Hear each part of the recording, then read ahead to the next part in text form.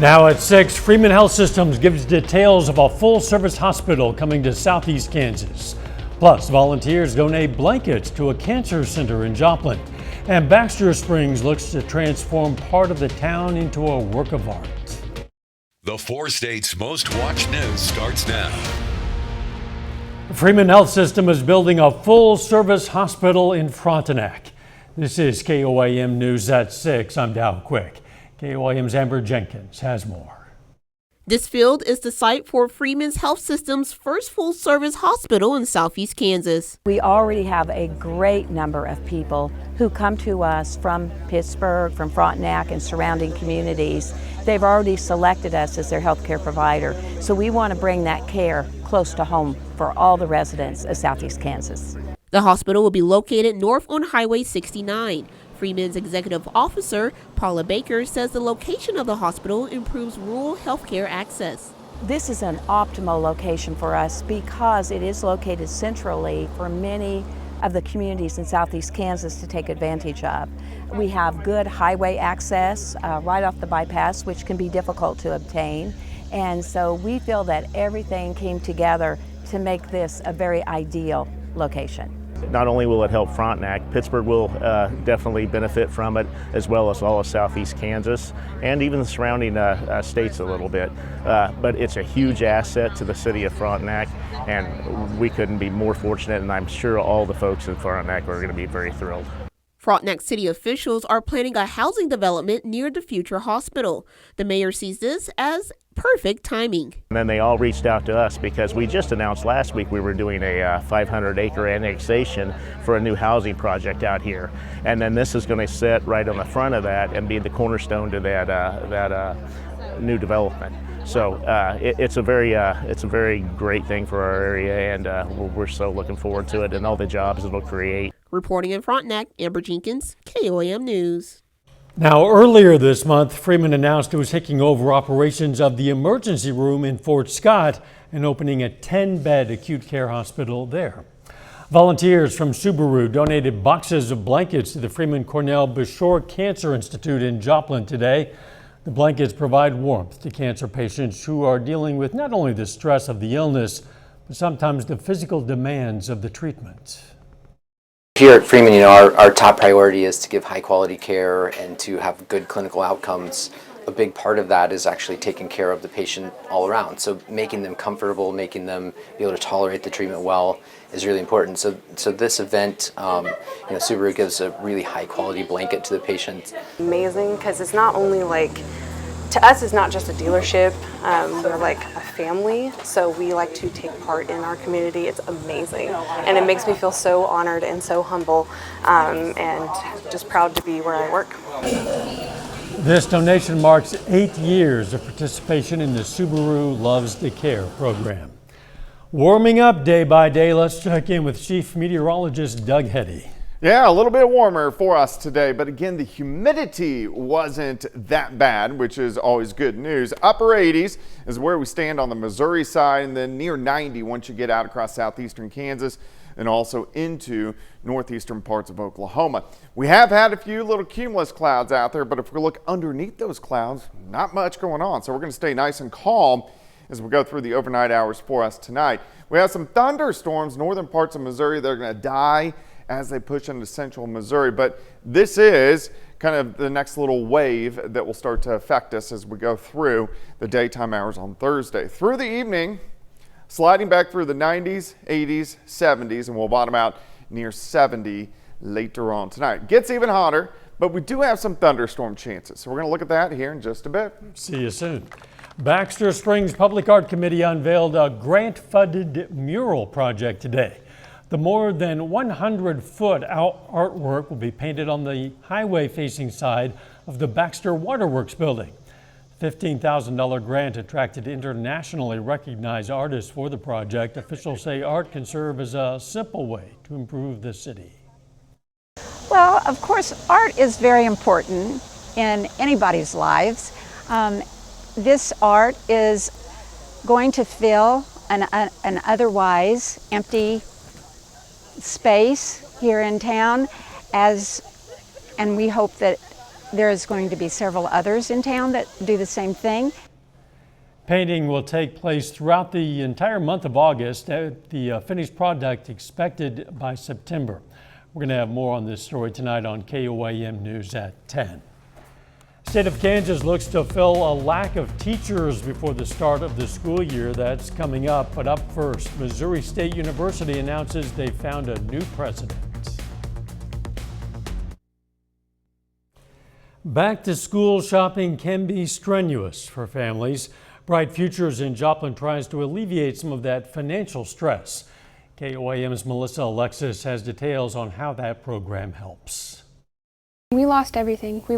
My house was flattened. Callie Johnson was affected by the Joplin tornado in 2011, and it strained her family in many ways, including their ability to afford back-to-school supplies. It was traumatic, and I think I blocked out a lot of it. But it was very scary to know that you lost all of your belongings. After the financial struggle her parents had because of the tornado, there wasn't much money left to purchase back-to-school supplies. I didn't have any school supplies. We didn't have any money to get school supplies. That's when she found Bright Futures in Joplin. It's a program that gives students free back-to-school supplies. We supply food for the weekends, we supply school supplies, clothing, shoes, coats, anything that a student might need. Bright Futures Executive Director Amanda Stone says that 93% of Joplin students experience economic deprivation, and being prepared for school opens the door for kids to be successful students. We want our students, everyone, to be on the same playing field. So as long as the kids have what they need at school, then we hope that they can grow and alongside their peers. And for parents, it just takes off that burden of having to buy those extra things. Callie says that while the tornado was devastating for her family, Bright Futures was the miracle she needed in the midst of the turmoil. Reporting in Joplin, Melissa Alexis, KOAM News. In addition to school supplies, Bright Futures also provides snack packs. To support the organization, you can donate or volunteer. School districts in our area are still seeking employees. According to the National Center for Education, 86% of schools reported challenges hiring teachers last school year. 83% also reported problems filling non-teaching positions. This year, Kansas school districts report some of those same needs. There is no position that runs without the other. And for us to be a well-oiled machine, it takes everyone working together in a school system to take care of students. And so if you don't have the custodians, it's difficult because we want to make sure we have a clean classroom for a learning environment. You need to make sure you have school bus drivers to make sure that we get students to and from school. We need to have quality staff members to make sure that we take care of our students' educational needs. The first day of school for the Pittsburgh School District will be August 19th. If you're interested in seeking employment with the district, you can find out how to do so on our website, KOAMnewsnow.com. We're going to have a lot more on this story for you tonight on KOAM News at 10. Dr. Richard Biff Williams becomes the 12th president of Missouri State University in Springfield and is talking about his goals in the new role. The university launched a nationwide search for a new president last fall. Cliff Smart recently retired after 13 years in the top job, as well as many years as the university's attorney. Williams says he hopes to carry on the tradition and progress Smart made in his time here. Missouri State University has a really storied past, but presently they just have so much momentum going on. And then when you look at the potential of the university, there's just a lot of potential. And I think it's rare across the United States to see an institution that has a great past, a very momentous present, but so much more that they can do in the future. And that's what really attracted me to come to Missouri State. Williams comes to MSU with 25 years of leadership experience in higher education. He's served as a faculty member, dean, provost, and most recently as president. A little bit later, an old rivalry renewed as the Cardinals and Royals kick off the I-70 series. John Dales has that story and more coming up later in sports. Plus, it looks like the heat's going to kick in even a little bit more over the next few days. We'll look at that coming up.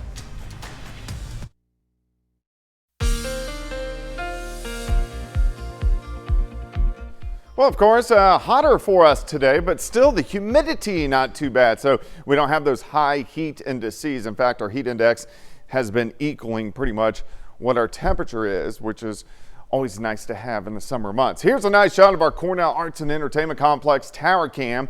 Of course, we're looking downtown Joplin off toward the north and to the east. Can't see some cumulus clouds out there, but besides that, we look pretty good. Lamar 88, 86 in Monette, 88 in Anderson. We have Veneta at 90, Miami at 90, 91 in Chanute. Iola is sitting at 87 degrees. Let's go outside. Here's 7th and Rangeline. Sitting at 90, southerly winds, light, at about 5 miles per hour. But look at our humidity.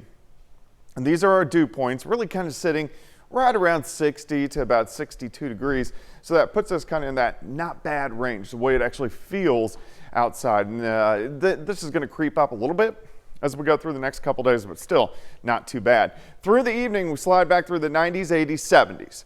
We'll bottom out 69 or 70 later on tonight. Have had a few little cumulus clouds kind of shoot through, but besides that, underneath it, we look good. Nothing on the radar. We do have showers and thunderstorms. North central Missouri had some severe weather with it as well. These are going to die as they dive down into central parts of Missouri, but it's that wave that is going to sink in tomorrow and give us some isolated thunderstorms as we get into tomorrow afternoon. Besides that, not a whole bunch is going on. All right, let's go through the evening into the overnight hours. You can see a spotty shower in northern counties late tonight into tomorrow morning. Most of us 69 or 70 for a low. As we go through the morning hours, partly sunny skies, upper 80s to near 90 by the time we get to the noon hour. Once we get into the afternoon, Stockton 91, Neosho 92, Veneta 96, Grand Lake 94, Pittsburgh 94, Parsons 95. But you can see these hit and miss storms popping up, especially along north by 44. So hit and miss only affecting about 20, maybe 30% of the region. Kind of pushing east, so here's 8 p.m. and then a hit and miss isolated shower, still kind of sticking around as we go through the overnight hours tomorrow night and then into Friday morning. So we may start the day with a few random showers on Friday, and then Friday afternoon heating back up again. You can see most of us mid 90s and then even upper 90s once you get into our western counties. All right, day planner for you on your Thursday, 72 in the morning, 88 by noon, high temp 94 with those isolated thunderstorms as we get into the afternoon hours. Let's look at the weekend because temperatures are going to be mid to upper 90s. See about 97 on Saturday, hot, little humid. On Sunday, also about 96, 97 degrees. The heat will go up a little bit more as we get into Monday. We're going to be sitting near that triple digit mark. Even on Tuesday, we're going to be sitting right around that triple digit mark. So it does get hotter as we go through the next few days. 94 tomorrow, 95 on Friday, 97s over the weekend, and then a few days of triple digit heat, and then we cool back down a little bit by the middle of next week. So at least if it's not humid, 102 is only going to feel like 102. 103 maybe. 103 maybe. 4, yeah. Okay, stop. That's enough. Thanks, Doug. Still ahead, 4 local wrestlers prepare to compete in a national tournament over the weekend. And highlights from Game 1 of the doubleheader between the Cardinals and Royals. John Dales has those stories and more coming up next.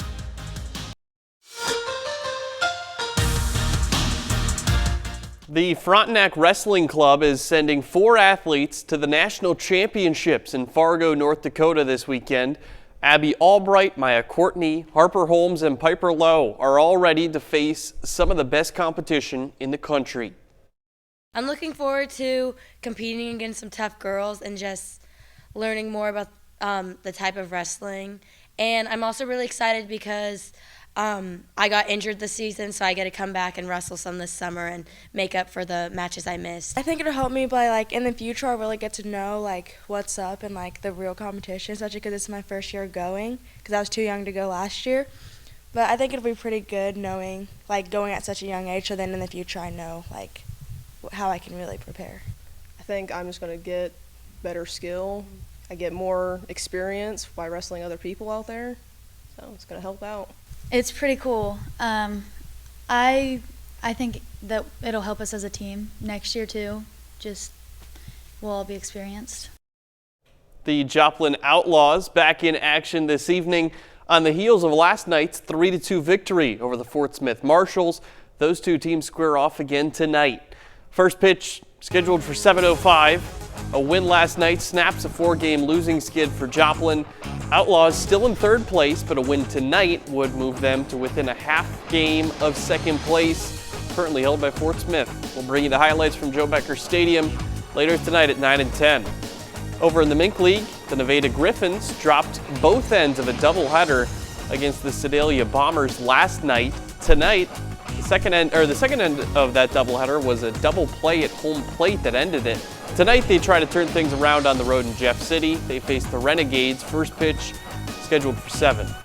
Over to Major League Baseball, the 2024 edition of the I-70 series between the Royals and Cardinals begins today. The two MLB teams from the Show Me State play a doubleheader in St. Louis, the front end starting at 12:45 this afternoon.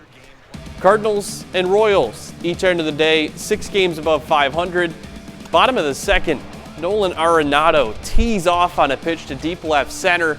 That's gone for a solo home run. The Cardinals take an early 1-0 lead. Next inning, Alec Burleson, hammers this one into the bullpen beyond the right field wall. Redbirds lead at this point 3-0. Royals have an answer though. Bottom 5, Garrett Hampson splits the gap in left center. 2 runs are going to score on this play, and now we're tied at 3. Next inning, Salvador Perez, who just got named to his 9th career All-Star game, with 1 swing of the bat, he gives the Royals the lead. It's now 4-3 after that solo home run. We go ahead to the 8th inning. Perez again with an RBI. After falling behind 3-0, the Royals score 6 unanswered. They take game 1 of the doubleheader 6-4 in St. Louis. Wow. Game 2 getting started shortly. It's fun to see Salvi Perez still out there making plays like this. 9 All-Star appearances for him, Isn't that amazing? He was back during the World Series teams. He was great, and he's still at it, still producing. We'll be right back. Here's a look at what's coming up on KOAM News at 9 on Fox 14 tonight. We're going to have more on the staffing challenges facing some Southeast Kansas school districts. Plus, we'll have tips to help you fight constant morning grogginess. And we're going to meet a teen golfer in Kansas who made history with a nearly impossible feat at a junior tournament. Those stories, a lot more, of course. It's coming up tonight. KOAM News at 9 on Fox 14. And don't forget, you can be the first to know about the day's weather with the KOAM Skywatch weather app. You can get severe weather updates sent straight to your phone. It's absolutely free. You'll find it in the Apple App Store and the Google Play Store. KOAM Skywatch weather app. The weather, short term at least, is going to be climbing a bit day to day. Yeah, slow warming trend. We were only into lower 80s 2 days ago. Today, about 90. 94 tomorrow, 95 on Friday. Some hit and miss storms. Upper 90s over the weekend, then triple-digit heat moving in early next week. Final sports notes. The U.S. men's national soccer team announces today it's fired head coach Greg Berhalter, so they're looking for a new head coach now. Wow, we'll see how that goes. Thanks for joining us. We'll see you right back here for KOAM News at 10. Let's make it a great evening.